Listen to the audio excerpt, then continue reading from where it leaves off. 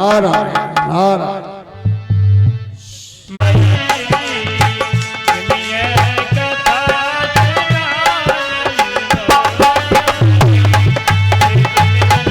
ओम नमः शिवाय।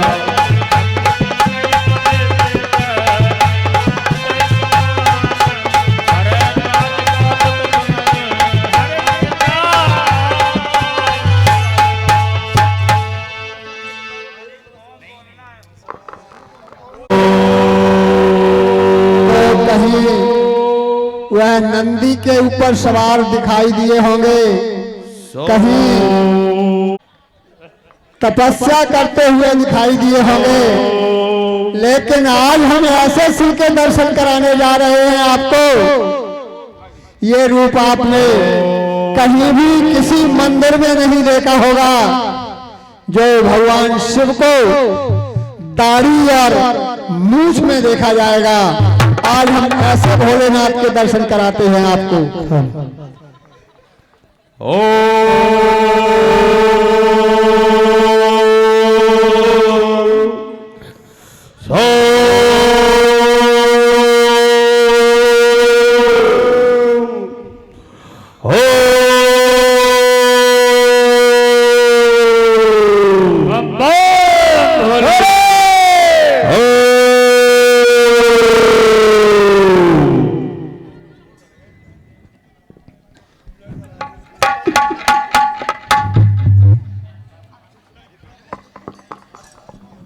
सदाशिव भोलेनाथ को नारद का प्रणाम स्वीकार हो। आसमान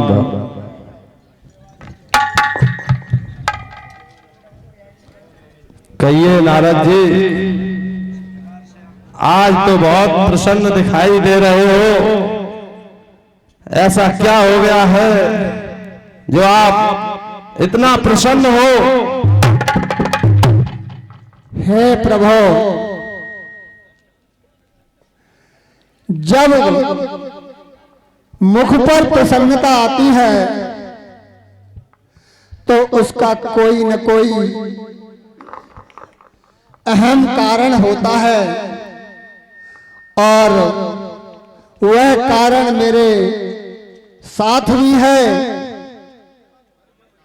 और मैं उसे अवश्य बताऊंगा, क्योंकि वह कारण आपसे संलिप्त है। हे प्रभु, वही है ना? वही कौन?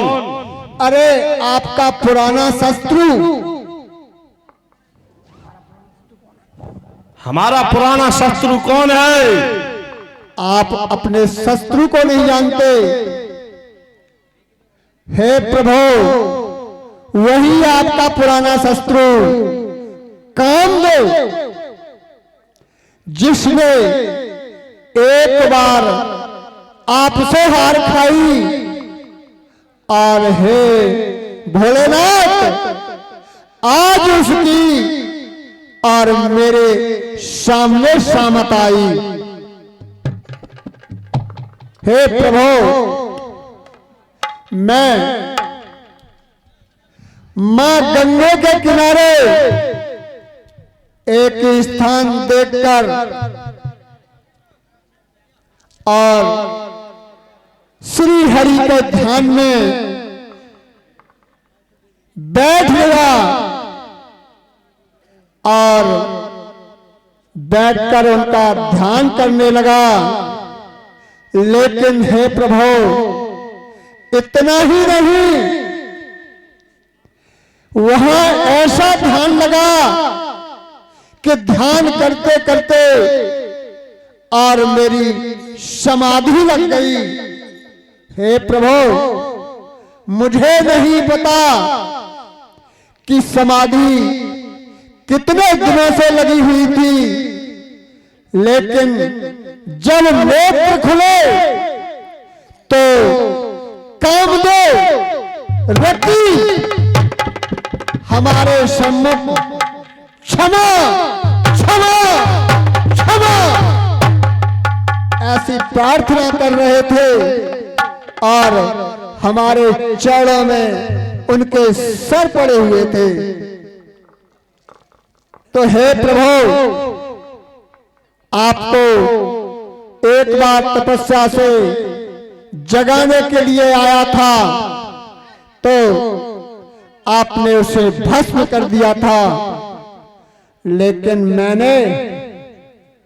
मैंने उसे भस्म नहीं किया, कोई श्राप भी नहीं दिया, मैंने उसे अभय कर दिया, क्षमा कर दिया।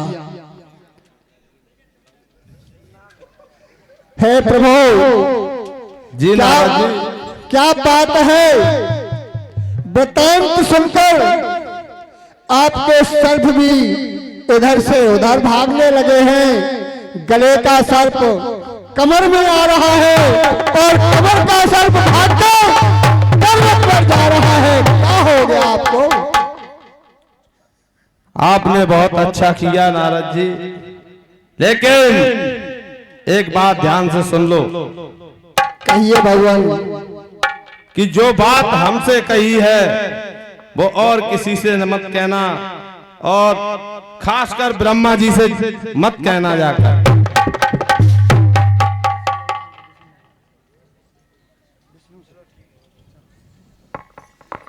ठीक है प्रभु, अगर आपकी यही इच्छा है तो ऐसा ही सही। मैं ये बात किसी को नहीं कहूंगा, लेकिन हे प्रभु, आप तो पहले से जानते हैं कि मैं एक स्थान पर अधिक समय तक नहीं ठहर सकता, इसलिए मुझे जाने की आज्ञा प्रदान कीजिए प्रभु। जाओ।